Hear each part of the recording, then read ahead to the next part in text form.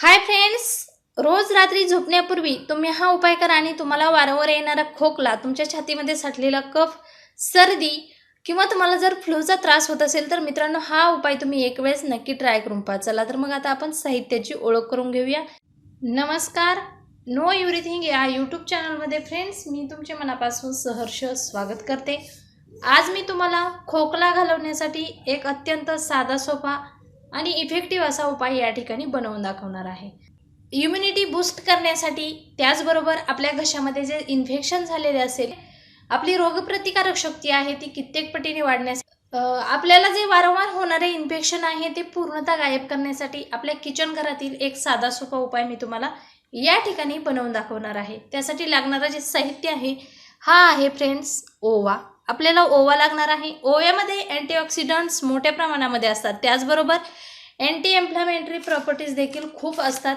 यामुळे आपल्या घशातील इन्फेक्शन पूर्णतः बरे होते, त्याचबरोबर आपल्या छातीमध्ये साठलेला कफ तो देखील पातळ होऊन वितळू लागतो.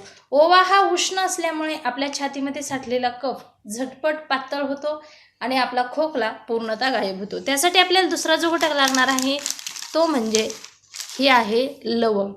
मसाल्याच्या पदार्थांमधील हा एक पदार्थ अतिशय उपयुक्त आहे खोकल्यावरती.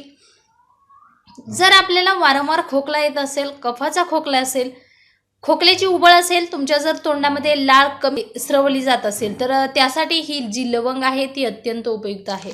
मित्रांनो, आपण काय करायचं आहे, एक चिमूटभर ओवा घ्यायचा आहे आणि त्यामध्ये आपण फक्त आणि फक्त एक लवंग घ्यायची आहे. जर आपण जेवणानंतर रोज रात्री जर हा उपाय केला तर फ्रेंड्स तुमचा भयंकर खोकला, तुमच्या छातीमध्ये साठलेला कफ, कोरडा खोकला, ॲलर्जीचा खोकला, त्याचबरोबर इम्युनिटी पॉवर वाढवण्यासाठी हा उपाय तुम्हाला अत्यंत उपयुक्त आहे. फक्त आणि फक्त जेवणानंतर हा उपाय करा आणि तुम्हाला जो काही अनुभव येईल तो मला कमेंट बॉक्समध्ये जरूर कळवा. मित्रांनो, हा उपाय तुम्ही सलग 1 आठवडा करायचा आहे. जर तुम्हाला खोकला येत नसेल तरी देखील तुम्ही 1 आठवडा हा उपाय केलात, तुमचं जे आरोग्य आहे ते सुदृढ होण्यासाठी, त्याचबरोबर आपल्या घशामध्ये जर काही प्रॉब्लेम्स येत असतील ते पूर्णतः रिकवर होण्यासाठी या उपायांची तुम्हाला खूप सारी मदत होणार आहे. तर मित्रांनो, जर तुम्हाला हा व्हिडिओ, ही माहिती आवडली तर लाईक करा, शेअर करा.